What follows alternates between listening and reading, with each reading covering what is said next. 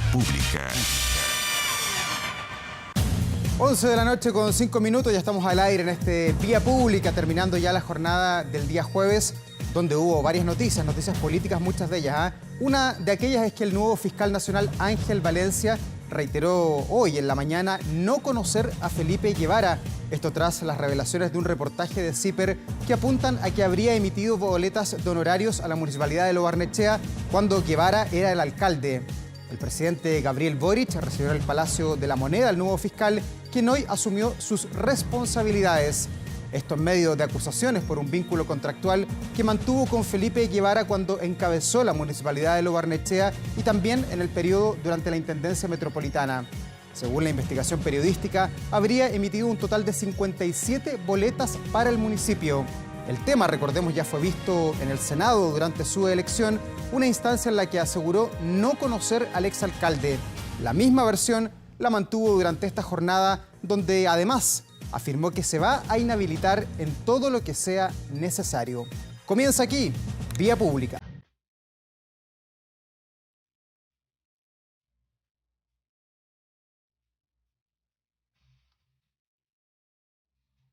Estamos ya en esta segunda semana del año 2023, semanas muy políticas que han estado marcadas para el gobierno, sobre todo por el tema de los indultos, por la decisión que tomó en las postrimerías del año 2022 el presidente Gabriel Boric para analizar el escenario político, lo que viene para más adelante, cómo viene lo que queda de enero. Ya nos acompaña aquí en el estudio Rodrigo Arellano, vicedecano de Gobierno de la Universidad del Desarrollo, y también Marco Moreno, académico de la Universidad Central. Bienvenidos a ambos, ¿cómo están?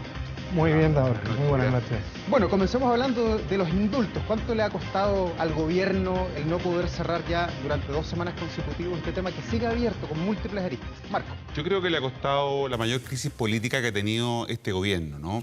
El plebiscito, la derrota, fue una derrota política, ¿no? Pero no podríamos decir que generó una crisis política. Finalmente el gobierno trató de salir de eso haciendo un cambio de gabinete, incorporando a gente del socialismo democrático, y de alguna manera eso le permitió salir y enfrentar esa derrota política. Pero acá lo que tenemos es una crisis que está teniendo visos de mayor profundidad, ¿no? Porque, como tú decías, 2 semanas no logra el gobierno instalar una agenda, no logra de alguna manera cerrar este conflicto. Los 2 fusibles que utilizó la ex ministra Ríos y el ex jefe de gabinete, el presidente Mesa Lopendía, no fueron suficientes, ¿no? Y hemos ido conociendo cada vez más elementos que de alguna manera demuestran que estamos frente a una situación mucho más compleja, ¿no? Que no tiene que ver solo con la salida de autoridades o con el reemplazo de estas autoridades, ¿no? Hay más elementos que hacen que el tema no termine de cerrarse, y eso dificulta al gobierno poder tener control de la agenda. Rodrigo, en estas primeras 2 semanas, a propósito del mismo tema, ¿cómo has visto estas primeras 24 horas del nuevo ministro, de Luis Cordero como ministro de Justicia? ¿Se le ve empoderado, a caballo con el tema, por lo menos en la jornada de hoy?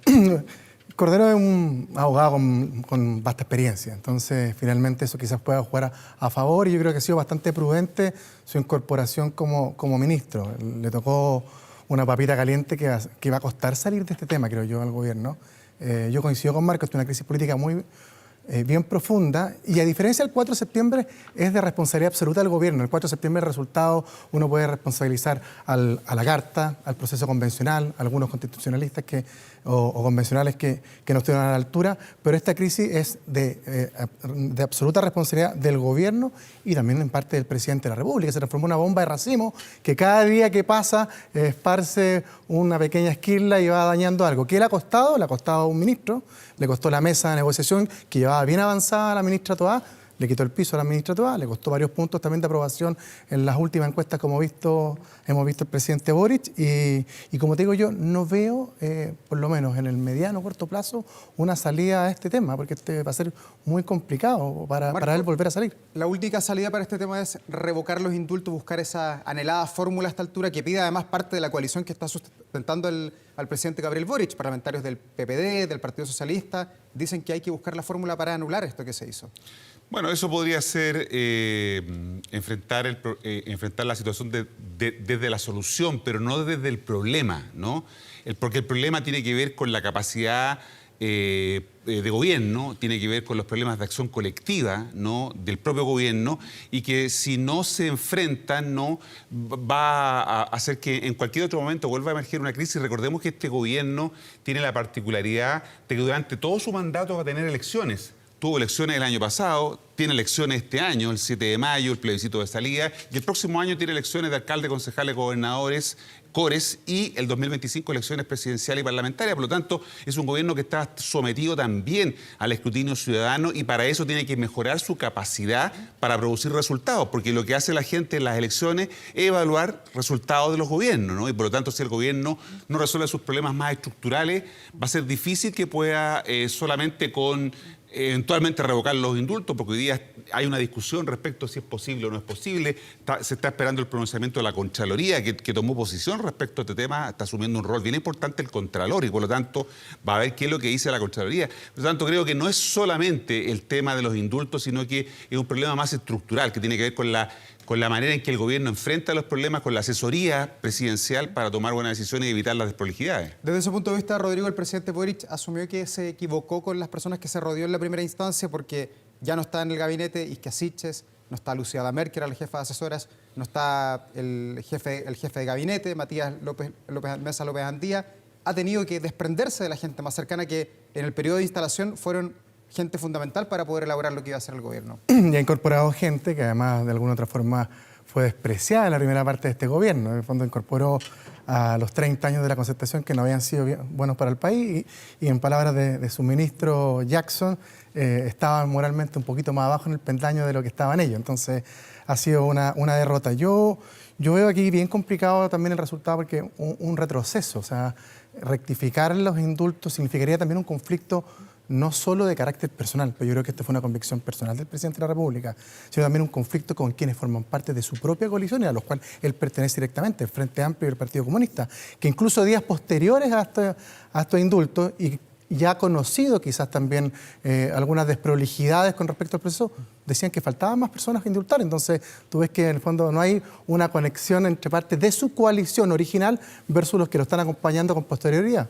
Más allá del tema de los indultos, el buscar la salida para el gobierno del presidente Gabriel Boric, urge también hacer un cambio de gabinete en otros ministerios sectoriales, quizás algunos políticos, para enderezar el rumbo en lo que va a ser el segundo año, ¿o no? Yo creo que sí, porque resultado es la palabra que encumbra aún de un gobierno, ¿no? La gente evalúa a los gobiernos en función de sus resultados y lo que hemos visto hasta ahora es que no han habido resultados.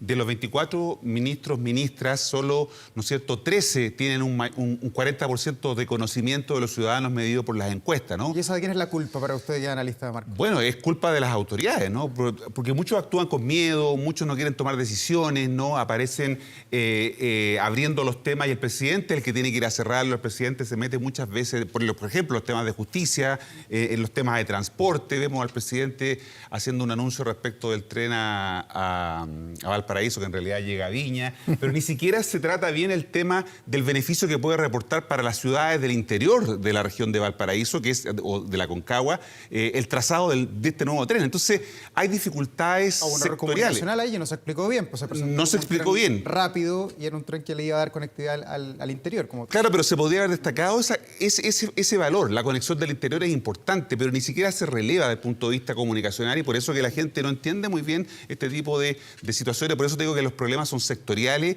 y son porque los ministros no están actuando colectivamente. Por eso te decía problemas de acción colectiva. Ya. Rodrigo, un cambio de gabinete para tratar de enderezar el rumbo del gobierno que está bien alecaído. Hemos visto la encuesta CEP hace una semana, para que sean las encuestas que son semanales, pasa por cambiar cuántos ministros. Hoy día lo decía Marco, 13 de los 24 tienen sobre el 40% de conocimiento, y eso es muy poco, claramente. Sí, eso es muy poco. Y además han tenido muchos errores. Eso, o sea, más que el nivel de conocimiento, que sin duda es un factor bastante relevante, que habla de la mala gestión comunicacional y también el desempeño que han tenido también en terreno. Han habido muchos errores desde el primer día hasta la fecha. Entonces, después de 10 meses, un gabinete que no se sustenta, que no llega a terreno, que no se comunica con la gente y que además sigue con errores políticos y también de gestión, amerita al menos una buena meditación por parte del presidente en estas vacaciones para tratar de aumentar el rumbo. Además, son señales que yo creo que de alguna u otra forma le van a permitir también respirar de la crisis que está viviendo. Yo creo que esta crisis que produjo los indultos de final de año del año pasado no van a salir salvo que el tiempo transcurra con noticias que van de alguna forma limitando el efecto mediático y de esa decisión. Y sin duda un cambio de figuras, por lo tanto, profundo puede de alguna forma fortalecer al gobierno. En la medida que entienda que tiene que hacer una gestión, digamos, 2.0 en que renuncie un poco al modelo original y pueda convocar a personas con más experiencia en gestión y sobre todo política, que hay una falencia muy relevante que ha tenido este gobierno. Marco, ¿ves alguna conexión entre el futuro del gabinete, los eventuales cambios que se pueden hacer con las acusaciones constitucionales que están en marcha ya contra Giorgio Jackson, contra la exministra Marcela Ríos, o no? Sí, bueno, de alguna manera la oposición va a intentar allí infringirle una derrota política al gobierno si es que logran avanzar ambas acusaciones. Al parecer flotaría mucho menos la de la exministra Ríos y pareciera ser que la del ministro Jackson podría tener una mayor posibilidad de apertura a que alguien más allá de la oposición pueda respaldarla, ¿no? Por lo tanto, O sea, pero ambas pasarían en la Cámara de Diputados. ambas pasarían, sí. Bueno, lo que resuelva la comisión sabemos que no es vinculante necesariamente. Sí. Entonces, de cierta manera, va a obligar al gobierno a tener que desplegarse también a defender a estas dos autoridades. Una que ya salió del gabinete y otro que está en el gabinete y tan emblemático como es Giorgio Jackson, ¿no? Un hombre demasiado cercano al presidente y eso, de alguna manera, le obliga al gobierno otra vez a perder el control de la agenda porque va a tener que estar preocupado de eso, del proceso constituyente, ¿no? Y de los problemas que enfrentan los gobiernos en marzo. Tú lo decías, el proceso constituyente ya está en marcha, tenemos el itinerario, el 7 de mayo tenemos las elecciones para elegir a los 50 consejeros constitucionales.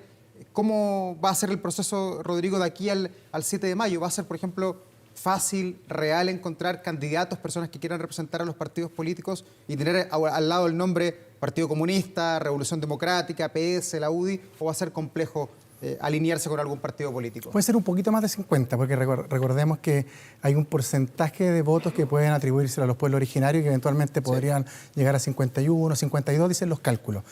Va a ser complicado para los partidos, primero porque son pocas las personas que yo creo que están dispuestas a ir a una elección en las condiciones actuales en que la política está tan polarizada a nivel de la política, a nivel de élite. Entonces, yo creo que cuesta dar el paso para de alguna forma incorporarse a una elección. Segundo, una elección que va a durar muy poco, por lo tanto, quienes son políticos y tienen algún grado de interés en participar pueden quedar inhabilitados también para las elecciones que vienen más adelante parlamentarias o municipales. Entonces, ahí tienes otra limitación.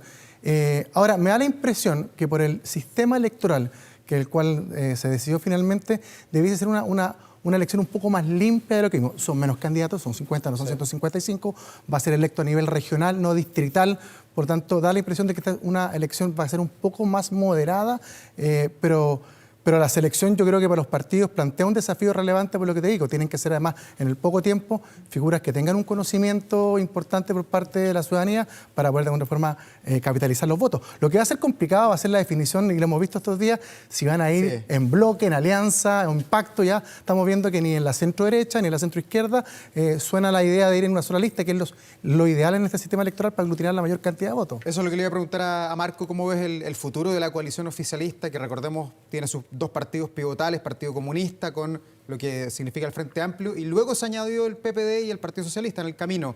Hoy día, ¿irán juntos, irán separados? ¿Qué implicancia va a tener eso para el futuro del gobierno del presidente Boric? Bueno, en el oficialismo ya hemos visto que el Partido por la Democracia está planteando seriamente, digamos, la posibilidad de ir en dos listas, fundamentalmente porque eso les permitiría al oficialismo crecer hacia el centro, ¿no? Si se va en una sola lista, hay un riesgo de que se pierda identidad y solamente digamos, se atrinchera en lo que es la votación dura que podría tener el sector más bien hoy día representado en el oficialismo. A pro de dignidad, en el fondo. Exactamente. También está la dificultad de que los partidos están pensando no solo en el 7 de mayo, están pensando en las elecciones del próximo año, ¿no? en las municipales, ¿no? Donde se juega parte importante de la existencia de los partidos políticos.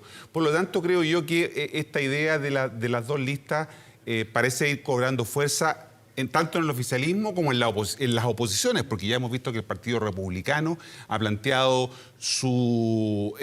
hasta ahora, digamos, imposibilidad de ir en una sola lista porque evidentemente también buscan la identidad, buscan el voto duro de la derecha justamente para poder tener un mejor resultado.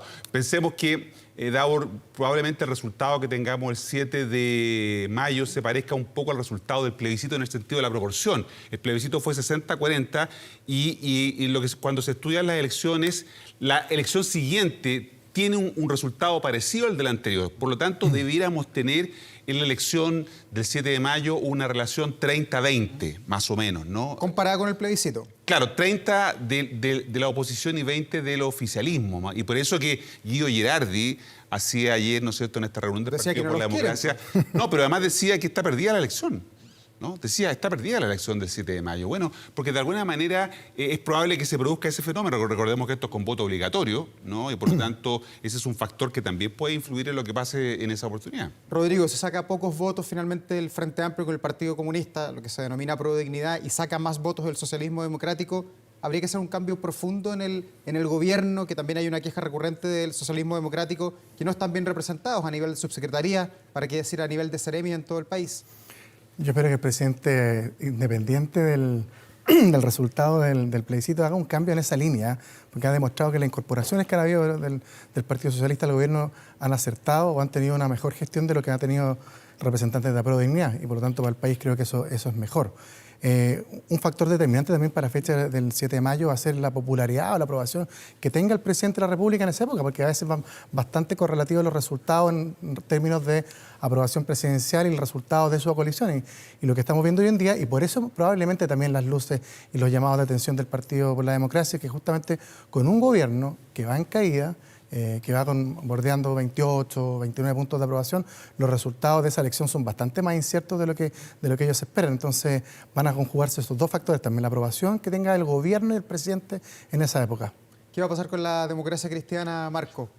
Bueno, ¿Para qué lado se va a inclinar? Ellos han planteado que están por la fórmula de dos listas, ¿no? En el oficialismo, y por lo tanto probablemente ellos lo que están buscando es que el Partido por la Democracia, el PPD y los socialistas, que son los más complicados, de hecho están en estos días en un proceso de deliberación interna para ver qué es lo que hacen, porque no hay una posición única en el sentido de ir por una lista única o optar por una lista, por dos listas, ¿no? Y ahí la democracia cristiana podría jugar un rol importante en el sentido que podría ser un factor que le permita crecer hacia el centro a esta segunda lista, que es lo que hoy día se busca, el voto moderado, el voto que se hizo presente en el plebiscito de salida de manera bien mayoritaria. Marco, ¿y qué va a pasar con aquellos que no firmaron, que no estuvieron de acuerdo? Porque esto, lejos de ser unánime, tuvo alta votación, más de 100 votos en la Cámara de Diputados, pero hay 37 parlamentarios que votaron en contra. Algunos del Partido Republicano, otros ligados a lo que es socialismo democrático. Hay de todo un poco el Partido de la Gente.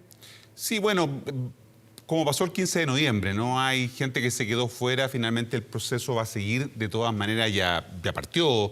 ¿Pero pueden boicotear el proceso? No creo que tengan capacidad para boicotear el proceso en sí mismo, ¿no? Porque van a tener que ahora preocuparse de lo que son la tramitación de otros proyectos de ley en el Congreso. Probablemente vayan a buscar poner su energía en eso, ¿no? Y no preocuparse tanto de la dinámica que va a tener el proceso constituyente, porque ya no tienen control de ese proceso, ¿no? Ya lo perdieron. El momento era el de las indicaciones y ninguna de esas indicaciones fue recogida. Por lo tanto, creo que no van a jugar un rol significativo en lo que venga hacia adelante. Ya, pero desde ese punto de vista también, al reconfigurarse lo que va a pasar al interior de la convención, que ahora se llama Comisión Constitucional, podría eventualmente el oficialismo, si no le gusta, terminar apoyando el rechazo de aquí a fin de año, ¿no? Rodrigo. Yo veo que las reglas del juego son tan distintas al proceso original que vislumbro que aquí está abierto el escenario para lograr amplios consensos. Los quórums son diferentes, van a participar casi todos de partidos políticos con un poco más de orden. Hay 12 puntos que establecen ciertos límites que dicen ser respetados. Yo tengo la sensación de que los grandes pecados cometidos, si podemos denominarlo así, en el proceso convencional número 1, que impidieron además llegar a acuerdos, quedaron fuera en este. Y las lecciones aprendidas de ese proceso me da la impresión de que de alguna forma van a permitir que se avance en lograr acuerdos y ojalá en tener una carta sensata, moderada, que es lo que yo coincido con Marco, en este momento lo que busca la ciudadanía es moderación y va a depender mucho también el resultado de cómo camine por el costado la agenda legislativa del Congreso, la capacidad del gobierno para enfrentar los problemas sociales que están muy potentes, que en el fondo es una de las grandes críticas que tienen las personas con respecto a este proceso. Más que al proceso mismo, es a la incapacidad que puede tener el gobierno para asumir los desafíos de las demandas sociales que tiene hoy en día. Seguridad, economía, migración, son fundamentales. Bueno, hay que conocer los candidatos, ver los expertos también que va a nombrar el Congreso, la comisión árbitro, que harto todavía. Muchas gracias a ambos por estar aquí esta noche. Encantado, Gracias, Marco, gracias, Rodrigo. siempre. Gracias, muy bien. Y nosotros vamos a la pausa, ya volvemos de inmediato, no se vayan.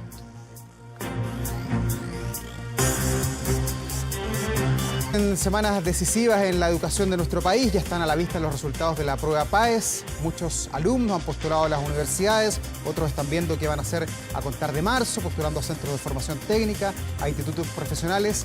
De eso y más queremos conversar de inmediato con Lucas Palacios, rector de INACAP y también exministro de Economía. ¿Cómo está, Lucas? Bienvenido. Muchas gracias, Daur, por la invitación y para poder clarificar y dar a conocer algunos elementos importantes para la toma de decisiones. Bueno, lo primero, la prueba PAES, a su juicio, ¿midió de mejor manera las habilidades con los puntajes que se han entregado? Que hay muchos que están todavía medio confundidos. Sí.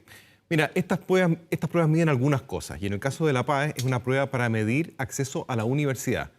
El sistema de educación superior en Chile tiene dos grandes subsistemas, el universitario y el técnico profesional. La PAES solamente es para acceder a la educación universitaria. No es exigida para acceder a la educación técnico-profesional, por ejemplo, INACAP, DUOC, AYEP y un montón de otros institutos profesionales que no requiere de la PAES. ¿Y notan un perfil distinto de los estudiantes del que está postulando o ya pasó esos tiempos en que todos querían ir a la universidad, todos querían traer el cartón universitario? Hoy día se confía más en lo técnico que de pronto la gente no quería irse a lo técnico. Lo que yo noto es un tremendo prejuicio que hemos ido construyendo en Chile respecto de la educación técnico-profesional. Porque se ha ido construyendo la imagen que solamente accediendo a un título universitario se es exitoso. Y eso es una falsedad. En Chile existen muchas necesidades de buenos técnicos profesionales y después les va muy bien. Y de hecho en la educación superior actualmente son 1.200.000 aproximadamente en pregrado, personas que estudian en ambos subsistemas y hay 530.000 que estudian en la educación técnico-profesional con una inserción laboral altísima. Por lo tanto, Chile lo que necesita son técnicos profesionales, mucho más a veces que profesionales universitarios. Ya, y en este proceso 2023, por ejemplo, en INACAP, ¿cuáles son las carreras que tienen mayor demanda, las carreras estrella en el nivel técnico? Bueno, hay algunas que son permanentes y otras que son nuevas porque la gracia de la educación técnico-profesional es que se va actualizando mucho más rápidamente dependiendo de cuáles son las necesidades productivas que tienen los países. Por ejemplo, hay carreras que llevan mucho tiempo, la mecánica, la gastronomía, electrónica, etc. Y esos van todos los años modificando sus mallas curriculares de tal manera de ir entregándole a los estudiantes las últimas innovaciones y las últimas tecnologías. Son carreras cortas, son carreras de 2, 3 y máximo 4 años, bastante más cortas que las carreras universitarias. Pero también vamos incorporando nuevas, por ejemplo, mecatrónica, por ejemplo, robótica, vamos incorporando medio ambiente, carreras que son muy importantes en el mundo actual. Nosotros, Daur, tenemos como técnicos profesionales, como INACAP, tenemos una íntima relación con las empresas. ¿Por qué? Porque nosotros necesitamos que nuestros exalumnos, cuando egresan, puedan desde el día 1 ser productivos en las empresas, insertarse rápidamente en la empresa, en el ámbito laboral. Y esa es la razón por la cual en INACAP, por ejemplo, tenemos más de un 90% de inserción laboral el primer año. Yo creo que no hay ninguna institución en Chile que pueda mostrar esos números. ¿Y qué tan caro es hoy día estudiar algo técnico? Porque sabemos que en la universidad los precios son espantosos, muchas veces no se puede postular a la gratuidad, no se puede simplemente entrar a la carrera universitaria. ¿Pasa lo mismo en lo técnico en INACAP, por ejemplo? Es mucho más asequible. ¿Cuánto vale, por ejemplo, estudiar, no sé, gastronomía, mecánica, robótica? La carrera más cara que tenemos nosotros es gastronomía, porque ha subido mucho por el costo de los alimentos y vale 4.500.000 pesos, un poquito menos, el año. Se paga semestralmente. Y las carreras que son más, digamos, más asequibles o que son más económicas valen un poco más de 2.300.000 pesos al año. Eso es mucho menos de lo que vale una carrera universitaria, pero además demora menos de la mitad en terminarse la carrera. ¿Y las carreras más cortas que tienen ustedes, por ejemplo? 2 años, son carreras técnicas. ¿Qué cosa? A ver, nosotros tenemos dos tipos de institución, el Centro de Formación Técnica y el Instituto Profesional. A ambos, es bueno que la gente lo sepa, se puede acceder con gratuidad.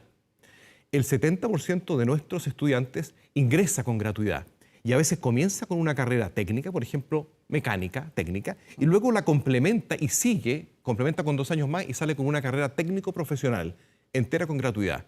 Por eso es muy importante que la gente se informe, porque en Chile pareciera ser que la educación superior solamente se hablara de la universitaria, en circunstancias que lo que Chile requiere, y lo dijo el presidente Boric la semana pasada, son técnicos profesionales, que además les va muy bien, tienen buenas remuneraciones y además hay mucha necesidad de ellos en el mercado. Oiga, Lucas, y en lo técnico, ¿cómo está la paridad? Estamos en un gabinete paritario en el país, hablamos mucho de la fuerza de las mujeres, el gobierno se ha declarado feminista, de hecho. ¿Cómo está la paridad en lo técnico? Uno lo asocia siempre como más a los hombres, ¿o no? Sí, pero en la educación técnico-profesional, como son carreras más cortas, tienen gratuidad muchas instituciones, por ejemplo en ACAP está adscrita la gratuidad. El 54% son mujeres en la educación técnico-profesional completa. Esos números son mayores en términos de género de mujer que lo que puede mostrar la educación universitaria, que es más o menos 50-50. Ahora, hay algunas carreras que todavía en Chile son muy masculinizadas y algunas otras que son feminizadas. Yo creo que hay que hacer un esfuerzo por ir derrumbando esas barreras e ir incorporando más mujeres a ámbitos que tradicionalmente han sido reservados para los hombres. El proceso, ¿cuáles son las fechas que vienen ahora? Porque la otra semana sabemos el resultado de lo universitario, lo técnico, ¿cuándo? Lo técnico termina, ya estamos en pleno proceso de admisión, tenemos 2 procesos de admisión al año, de ese punto de vista también es bastante más flexible. Y además que en la educación técnico-profesional, en el caso de INACAP, nosotros tenemos muchos que estudian en el vespertino. El 38% de nuestros estudiantes son personas que trabajan. Eso también es muy bueno porque en las salas de clase se encuentran jóvenes que vienen recién saliendo del liceo o del colegio y se encuentran con personas que son mayores que lo que quieren es profundizar sus conocimientos para que le vaya mejor en su empresa.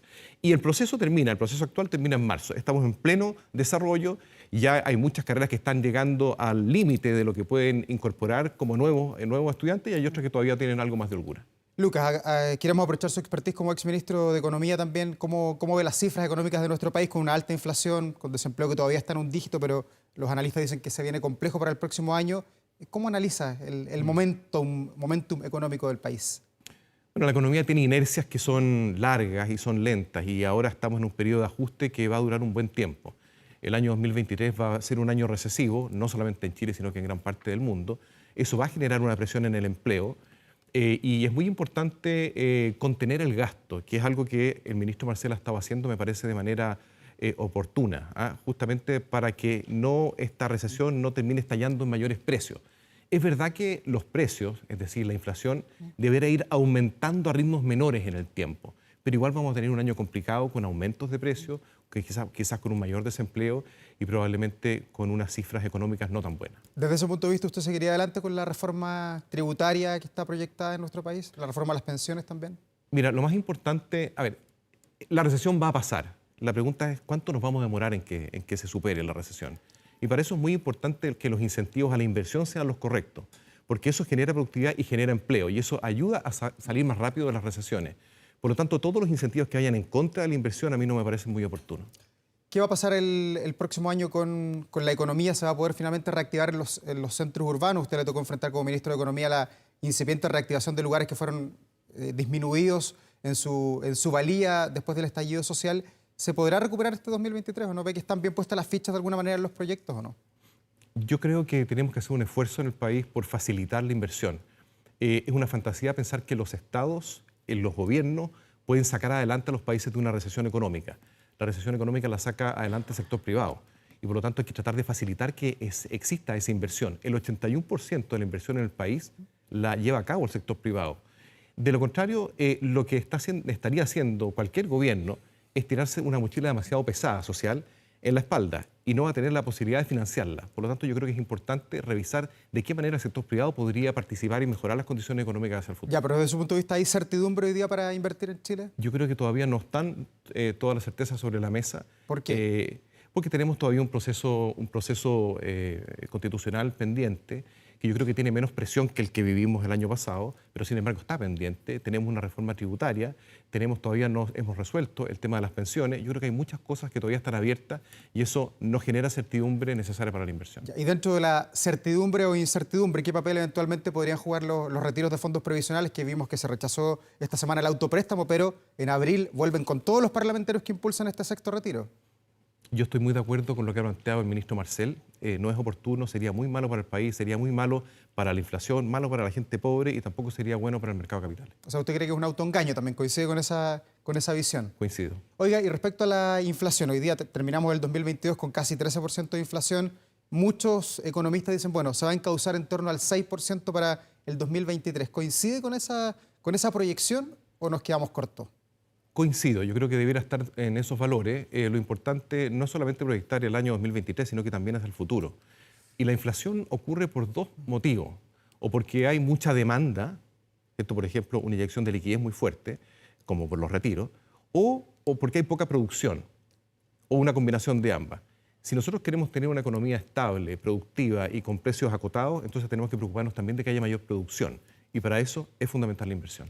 Lucas, lo último, también aprovechando su expertise como ex subsecretario de Obras Públicas, el anuncio del tren esta semana, ¿cómo lo observó? Ustedes en el gobierno del presidente Sebastián Piñera impulsaron ojalá un tren rápido entre Santiago y Valparaíso que durara 45 minutos. Sin embargo, la alternativa elegida es un tren que va por el interior y que va a tardar 1 hora y media si es que no tiene paradas, desde Santiago hasta la estación El Salto de Viña del Mar. ¿Es lo que Chile necesita en estos tiempos o no? Yo creo que es una buena noticia. Podremos tener opinión al respecto si nos hubiera gustado un tren rápido versus un tren que tenga una curva más larga. Yo creo que es importante también plantearse el acceso ferroviario que hay que fortalecer al puerto de San Antonio. Y este trazado no tiene un ramal que permita una evacuación ferroviaria potente desde el puerto de San Antonio, que es donde se va a construir el megapuerto y es donde tenemos que también poner las fichas. Yo creo que eso es algo pendiente que sería bueno analizar. Ya, pero ¿por qué al país le cuesta tanto hacer obras públicas de gran envergadura? El puente Caucao, tenemos el puente Chacao, que los plazos y los costos han ido agregando conforme avanza el tiempo. Ahora el tren que dejó a muchos felices, pero a otros muy críticos de lo que ha presentado el presidente. Yo creo que es un avance lo del tren. Y en Chile no está solamente difícil construir grandes obras de infraestructura, sino que medianas y pequeñas también. En el ámbito público y en el ámbito privado. Por eso me parece que es un buen momento ahora que estamos en condiciones económicas adversas y que vamos a salir adelante con mayor inversión y productividad, replantearnos de qué manera podemos potenciar y facilitar la inversión en Chile. Ya, pero en el caso del tren de Santiago a Valparaíso, ¿usted era más proclive a aceptar la inversión de los privados en esta construcción, en esta obra pública? A mí me parece que es una alternativa factible la que se ha planteado.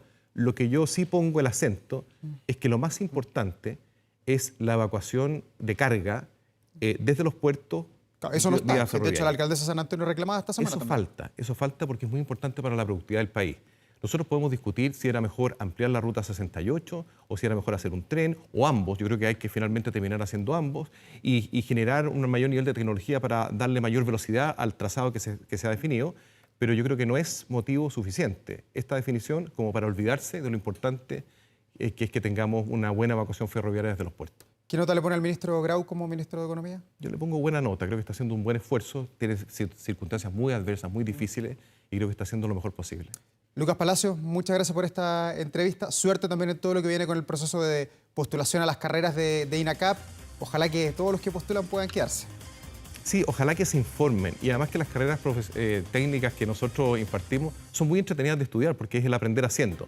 Entonces, nosotros enseñamos a podar podando, a cocinar cocinando, enseñamos maquinaria con las máquinas, enseñamos electrónica haciendo electrónica. Entonces, es una forma entretenida y por eso que las personas aprenden y salen adelante. Lucas Palacios, muchas gracias por esta entrevista, que esté muy bien. Gracias, Tao. Y nosotros vamos a la pausa, ya volvemos de inmediato con más noticias, no se vayan. Con 48 minutos ya estamos de regreso en este Vía Pública, terminando la jornada de jueves, antes del descanso, en una semana que, tal como comenzó el 2023, ha sido muy, pero muy política, con muchas noticias que tienen que ver con el gobierno, con el Congreso, con este derrotero constitucional que ya tiene nuestro país y que el 7 de mayo, recordemos, nos va a tener a todos los chilenos con voto obligatorio votando, eligiendo a quienes van a redactar la futura constitución política de nuestro país. Pero hay más noticias, vamos de inmediato a ver qué se publica hasta ahora en 24horas.cl, porque la verdad es que acá en TVN, en Canal 24 Horas, en Bellavista 0990, estamos muy pero muy felices porque el programa Informe Especial recibe el reconocimiento al trabajo periodístico, premio Pobre el que no cambia de mirada, con el reportaje de Carolina Alcayaga denominado Crisis Habitacional. Allí dice el portal, un gran reconocimiento recibió esta noche el equipo de Informe Especial. Por supuesto, desde aquí nuestro cariño, nuestro saludo a Carolina y también a todos los que trabajaron en este reportaje